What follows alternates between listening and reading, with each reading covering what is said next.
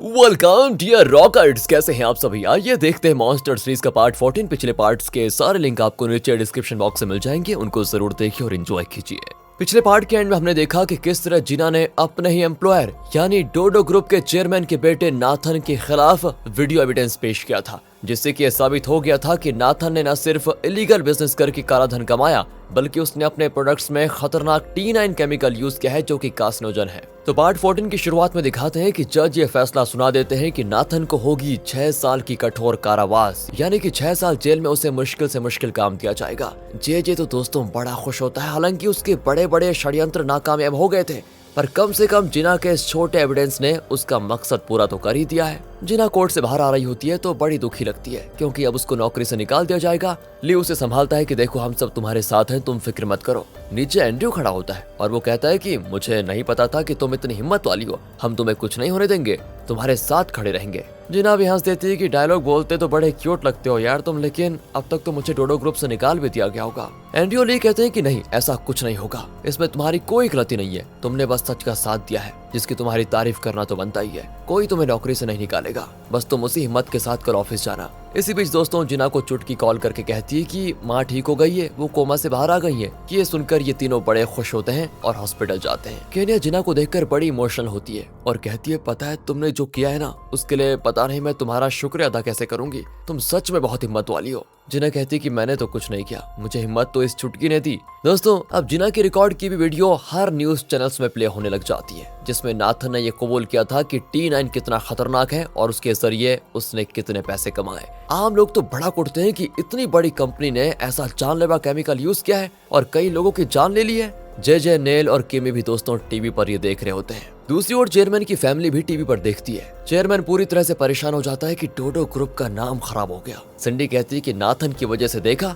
अब मैं भी बाहर मुंह दिखाने लायक नहीं रही। पर चेयरमैन की वाइफ वो अपने बेटे को सपोर्ट करती है कि वो बेचारा 6 साल जेल में कैसे रहेगा, हमें किसी भी तरह उसकी सजा कम करवानी चाहिए। चेयरमैन तो दोस्तों बहुत ही दुविधा में होता है और चुपचाप उठकर कमरे की ओर चलने लगता है, पर अचानक गिर पड़ता है। वो लगता है बेचारा डिप्रेशन में चला गया है। यहाँ नाथन को जेल लेकर जा रहे होते हैं और तब लोग उस पर अंडे फेंकते हैं, पर वो चिल्लाता है कि तुम लोगों को पैसे चाहिए ना, मैं दूंगा पैसे, अंडे फेंकना बंद करो। लगता है दोस्तों ये अभी भी सुधरा नहीं है। जे और ली कार में जा रहे होते हैं तो जे कहता है कि अब वक्त आ गया है डोडो ग्रुप को हमारे नाम करने का। ली पूछता है डोडो ग्रुप को आपके नाम करने का, ये आप क्या कह रहे हैं? बेटा अब तुम्हें राज बताने का वक्त आ गया है। तभी दोस्तों जे का बॉडीगार्ड कहता है कि सर जल्दबाजी कर रहे हैं आप, पर जे कहता है अरे नहीं, ये तो अब अपने परिवार का सदस्य बन चुका है, इसे सच बताने में कोई खामी नहीं है। कहकर दोस्तों वो ली को अपने एक सीक्रेट ऑफिस में लेकर जाता है। यहाँ हर कोई डोडो ग्रुप के स्टॉक्स को गिराने में लगा हुआ है। कुछ लोग डोडो ग्रुप के बारे में नेगेटिव बातें फैला रहे होते हैं, तो कुछ लोग फेक अकाउंट्स के जरिए डोडो ग्रुप के शेयर्स खरीद रहे होते हैं। जे का प्लान है कि फिलहाल इस कोर्ट केस की वजह से डोडो ग्रुप के शेयर्स का दाम बहुत कम हो जाएगा और इसी मौके का फायदा उठाकर जे उन शेयर्स को खरीद रहा है दोस्तों।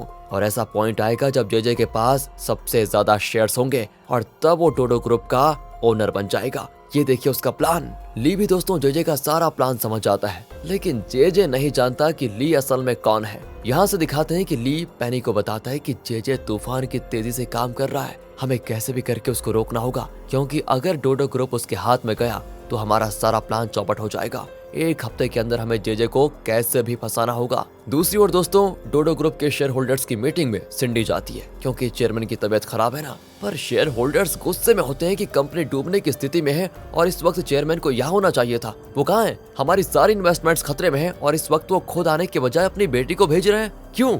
वैसे इस लड़की को आता क्या है? ये सुनकर तो सिंडी भड़क जाती है और चिल्लाने लगती है। शेयर होल्डर्स भी गुस्से में उठकर उस पर हमला करने पे उतर आते हैं और मामला दोस्तों बहुत सीरियस मोड़ ले लेता है। अब चेयरमैन तो अपनी बेटी से भी परेशान है कि इसने नई मुसीबत खड़ी कर दी। माँ भी उसको डांटती कि मेरे बेटे को दोष दे रही थी ना, और तुम खुद भी एक मीटिंग को ठीक से संभाल नहीं पाई, बड़ी आई। चेयरमैन फिर पूछता है कि डोडो ग्रुप के गिरते हुए शेयर वैल्यू को रोकने का कोई रास्ता है क्या? तब मोजो कहता है कि सर इसका सिर्फ एक ही रास्ता है, आप पब्लिक में डोडो ग्रुप की गलती के लिए माफी मांगे और लोगों से ये वादा करें कि मैं अपने बेटे नाथन को बेल नहीं दिलाऊंगा। सिंडी दोस्तों गुस्सा हो जाती है कि ये तुम क्या कह रहे हो, मेरे पापा कभी किसी के आगे सर नहीं झुकाएंगे। पर चेयरमैन कहता है कि नहीं, मैं डोडो ग्रुप को बचाने के लिए कुछ भी कर सकता हूँ। तो दोस्तों अगले सीन में चेयरमैन प्रेस मीट में सबके सामने आकर माफी मांगता है कि मुझे नहीं पता था कि मेरा बेटा मेरी पीठ पीछे ये सब कुछ कर रहा है। एक बाप के नाते तो ये मेरी हार है। डोडो ग्रुप की तरफ से मैं आप सबसे माफी मांगता हूँ, मुझे माफ कर दीजिए। और मेरे बेटे ने जो किया है उसकी पूरी सजा उसे भुगतनी पड़ेगी।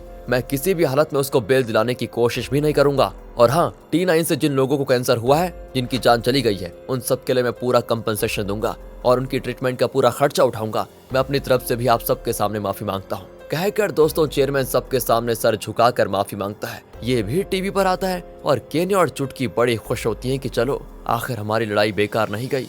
और दोस्तों अब T9 पर पूरी तरह से रोक लगा दी जाएगी। दूसरी ओर जेजे, नेल, ली, किमी, पैनी डिनर कर रहे होते हैं। जेजे तो बड़ा खुश होता है कि हमारा मकसद तो पूरा हो गया, पर मैंने सोचा भी नहीं था कि चेयरमैन पब्लिक में इस तरह माफी मांगेगा। और दोस्तों इस डिनर में शामिल होने के लिए आते हैं कोरिया के 3 VIPs। उनमें से एक डिफेंस इंडस्ट्री का CEO होता है जिसका नाम है विक्टर। इन सबको देखकर ली और पैनी एकदम चौंक जाते हैं क्योंकि लगता है इनके जरिए जेजे कुछ अलग ही लेवल पर बड़ा प्लान कर रहा है। उनकी मीटिंग होती है और ली उनकी बातें सुन रहा होता है। यहाँ पता चलता है कि डोडो ग्रुप को खरीदने के लिए जेजे को पैसे दोस्तों यही लोग दे रहे हैं और बदले में इन VIPs ने जो क्राइम किए थे उन्हें छुपाने में नेल इनकी मदद कर रहा है। इस तरह क्राइम में एक दूसरे का साथ देकर ये लोग ऊंचे लेवल पर पहुंचना चाहते हैं। इतना ही नहीं, ये लोग नेल को कोरिया के प्रेसिडेंशियल इलेक्शन में खड़ा करने की सोच रहे हैं। अब दोस्तों यहाँ जेल में दिखाते हैं तो नाथन से मिलने उसका असिस्टेंट आता है। वो गुस्से में कहता है कि मैं 6 साल इस जेल में सड़ने को तैयार नहीं हूँ, कुछ भी करो और मुझे यहाँ से बाहर निकालो।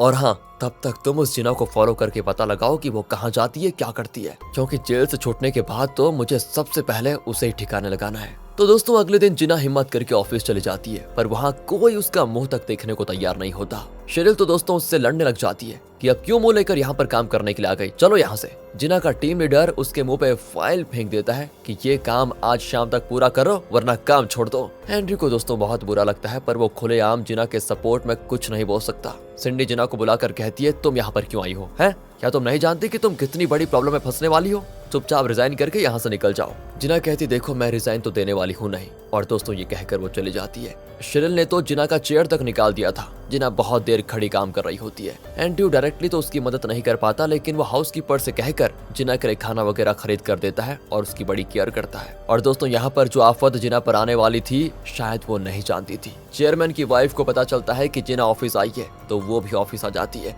और जिना को देखते ही वो उसके गाल पर जोर का तमाचा मारती है। कहती है, तुम्हारी इतनी हिम्मत कि हमारे खिलाफ गवाही देकर तुम हमारे ऑफिस में काम करने आ गई। तुम जैसी लड़की को काम पर रखकर हमने बहुत बड़ी गलती कर दी है। तुमने हमारी पीठ पीछे चाकू घोंपा है हम पर। अभी के अभी अपना सामान उठाओ और रिजाइन देकर निकल जाओ यहाँ से। लेकिन दोस्तों ली से रहा नहीं जाता। वो कुछ कहने जाता है लेकिन ग्रे उसको रोक देता है कि रुक जा। जिना भी कुछ कह नहीं पाती और चेयरमैन की वाइफ के बॉडीगार्ड्स उसे खींचकर ऑफिस के बाहर धकेल देते हैं। ली उसे उठाता है और माफी मांगता है कि सॉरी, मैंने ही तुम्हें ऑफिस आने को कहा था, मेरी वजह से तुम्हें ये सब कुछ सहना पड़ा। पर जिना कहती, नहीं ऐसी कोई बात नहीं है, मुझे कोई दुख नहीं है। अब मुझे जल्दी से बस किसी दूसरी नौकरी को ढूंढना होगा। मैं चलती हूँ, तुम फिक्र मत करो। कहकर दोस्तों वो चली जाती है। ये सब कुछ देखकर एंड्रयू जेजे से कहता है कि हमें जिना के लिए कुछ करना चाहिए। उसने हमारा मकसद पूरा होने में काफी मदद की है। हालांकि वो नहीं जानती थी कि नाथन के खिलाफ एविडेंस देकर वो हमारी ही मदद कर रही है। पर दोस्तों जेजे कहता है कि अरे गोली मारो उसको, वो इतनी इंपॉर्टेंट नहीं है। एंड्रयू को दोस्तों गुस्सा आ जाता है और पूछता है कि अच्छा,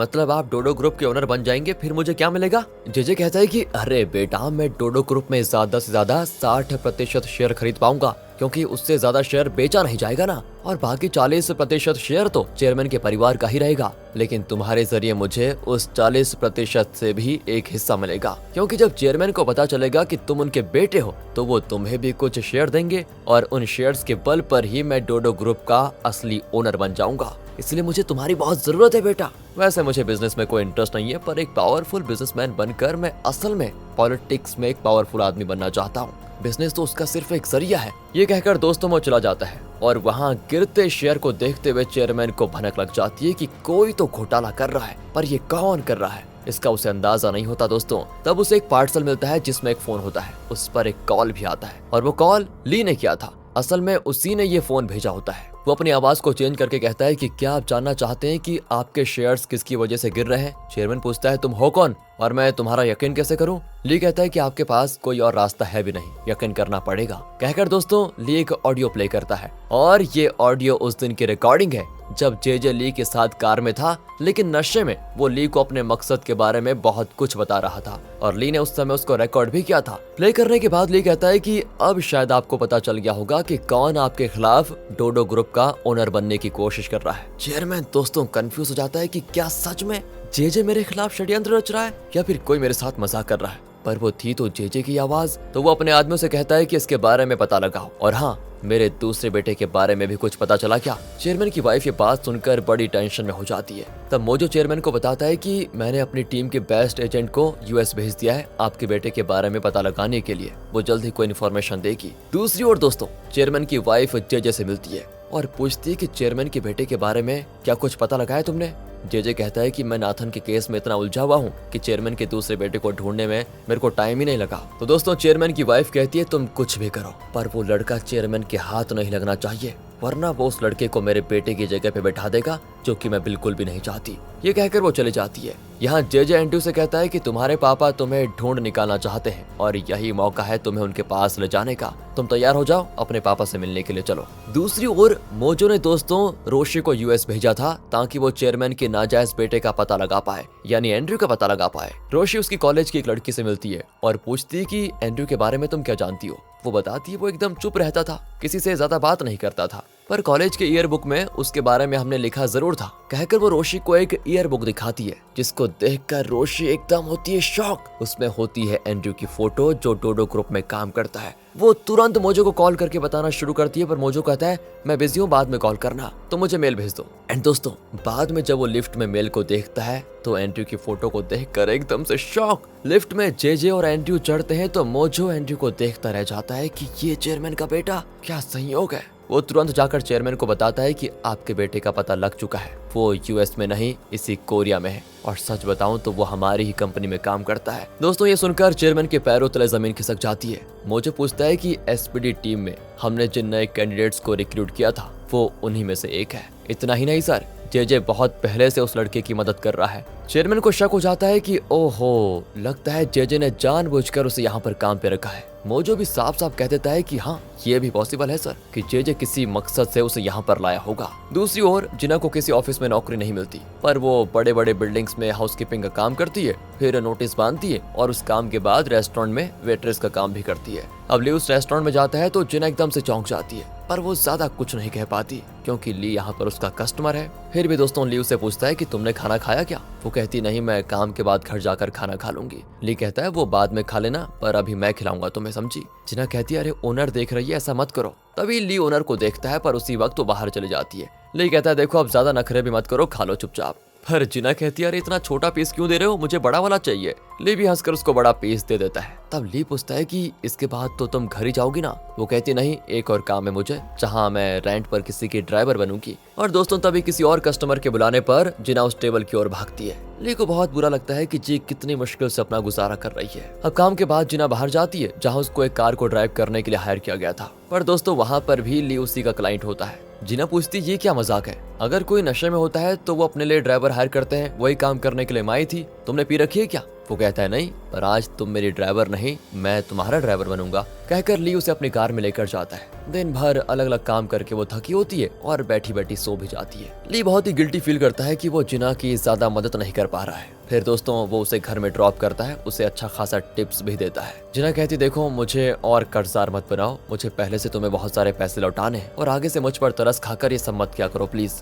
मैं मेहनत करके कमा रही हूँ और तुम्हारे पैसे भी लौटा दूंगी। हमारे बीच सिर्फ दोस्ती होनी चाहिए, उधार नहीं। कहकर वो चली जाती है। लेकिन यहाँ दूसरी ओर देखिए, चेयरमैन एंड्रयू से मिलना चाहता है तो जेजे उसको लेकर चेयरमैन के घर आता है। एंड्रयू वैसे नर्वस होता है कि अपने पिता से उसकी पहली मीटिंग पता नहीं कैसे होगी। जेजे भी उसको हिम्मत देता है कि अरे कोई नहीं, तुम्हारे पापा हैं, डरने की कोई बात नहीं है, अपना चेहरा बस एकदम मासूम रखना और उन्हें पापा ही कहना, तभी उनको तुम पर प्यार आएगा। लेकिन जब एंड्रयू चेयरमैन के पास जाता है तो वो बहुत नर्वस होता है। दोनों एक दूसरे को कुछ देर चुपचाप देखते रहते हैं। आखिर चेयरमैन पूछ ही लेता है क्या तुम्हें जेजे ने इस कंपनी में ज्वाइन करवाया। एंड्रयू कहता है कि सवाल तो मुझे आपसे करने चाहिए, मुझे लगा कि आप सबसे पहले मेरी माँ के बारे में पूछेंगे। चेयरमैन कहता है कि हाँ, मैंने सुना था उसके बारे में, वैसे उसका हुआ क्या था। एंड्रयू कहता है कि वो जानकर अब आपका क्या फायदा, अब तो वो जिंदा भी नहीं है। पर बेटा तुम ये बताओ, तुमने डोडो ग्रुप क्यों ज्वाइन किया। मैं अपने पिता को देखना चाहता था, करीब से देखना चाहता था। मुझे उन पर बहुत गुस्सा आता था कि उन्होंने मुझे ढूंढने तक की कोशिश क्यों नहीं की। मैंने ऐसी क्या गलती की थी कि मुझे बिना बाप के यहाँ तक की जिंदगी गुजारनी पड़ी, इसीलिए मैंने डोडो ग्रुप ज्वाइन किया। पर आप बताइए, आपने इस वक्त मुझे क्यों बुलाया। चेयरमैन कहता है कि मैं भी तुम्हें देखना चाहता था, वरना मुझे चैन नहीं आता। और कुछ देर के बाद चेयरमैन उठकर जाने लग जाता है तो एंड्रयू पूछता है क्या मैं आपको पापा कह सकता हूँ। ये सुनकर चेयरमैन बहुत इमोशनल होकर उसे गले लगा लेता है। दोस्तों, यहाँ से दिखाते हैं कि दोनों बैठकर आराम से डिनर कर रहे होते हैं। चेयरमैन कहता है कि तुम्हें अब डोडो ग्रुप में एम्प्लॉय के तौर पर काम करने की कोई जरूरत नहीं है, पर एंड्रयू कहता है नहीं, मुझे एसपीडी में ही काम करना है। और इसी बीच चेयरमैन को उसी फोन पर एक कॉल आता है जो ली ने पार्सल में भेजा था दोस्तों।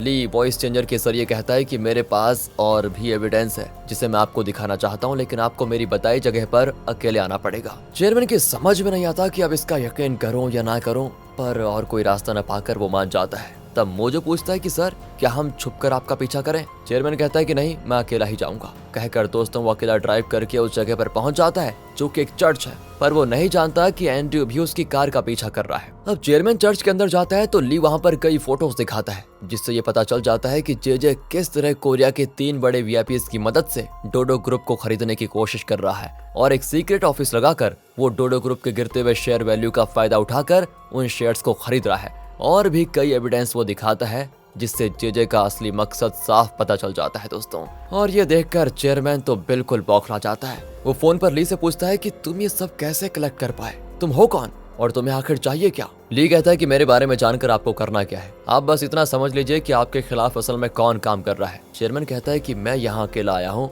तुम्हें मेरे सामने आने में इतना डर क्यों लग रहा है? सामने आकर बात क्यों नहीं करते तुम? मैं भी तो एकदम अकेला ही हूँ और मैं भी तो देखना चाहता हूँ कि कौन है जो मेरी इतनी भलाई करने की सोच रहा है। ली दोस्तों फोन से वॉइस चेंज निकाल कर चेयरमैन के सामने आकर कहता है, मैं चैंग हूँ, आपकी कंपनी का एम्प्लॉय। दोस्तों आपको तो बताइए ना, ली ही चैंग है, उसने नाम चेंज करके रखा हुआ है, बस कंफ्यूज तो नहीं हो गए?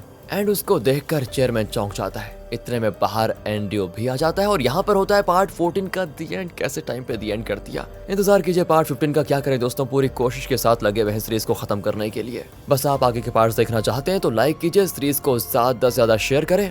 मिलते अगली वीडियो में, ध्यान रखेगा अपना and finally thanks for watching.